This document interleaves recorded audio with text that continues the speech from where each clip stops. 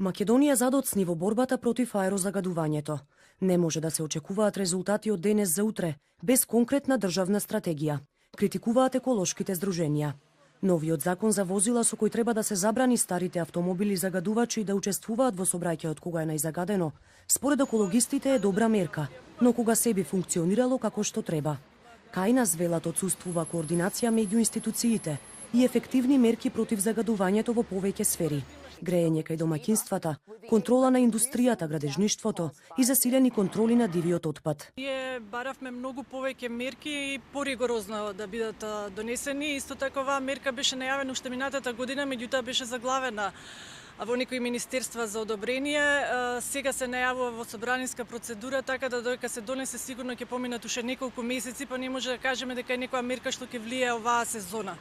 Оваа сезона ние немаме мерки, некои што би можеле најавени, што би можеле да влијат и да се покаже барем некој значително, незначително дури намалување на загадувањето. Со новиот закон за возила со налепници ќе се обележуваат возилата чии издувни гасови не ги задоволуваат европските критериуми. Тие ќе имаат забрана да учествуваат во сообраќајот низ цела Македонија, во денови кога има зголемено загадување. Налепниците и казните ќе ги плаќаат граѓаните. Да се види овие големи загадувачи што трошат, каква нафта трошат. Дали нормалните автобуси, дали која нафта трошат они? За централното градско подрачје мислам дека е уреду сето тоа да се направи, кај што има голема фреквенција на луѓе и на пешаци. Не знам кои мерки би се презели за да се спречи ово. Дали е утрински часови, дали се ноќни часови, значи потполно исто. Старите авта вистина, ама и кога нема човек, мора и да го вози и тоа старото. Надлежните уверуваат дека мерките ќе дадат резултати, а дополнително велат ќе излезат и со други решенија.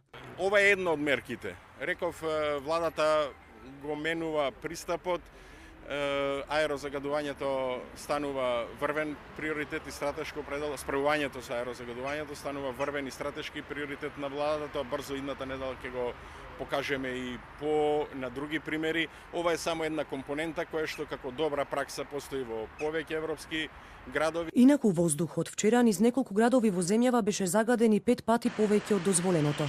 Најтешко се дише во Скопје, Битола, Куманово, Струмица. Црвениот аларм е одамна вклучен, но треба сериозно да се свати, бидејќи како што потенцираат и екологистите, времето не гази, а конкретни резултати нема. А додека да се најде ефикасно решение против тивкиот убиец, единствено нешто што ни преостанува е да дишеме со газ маски.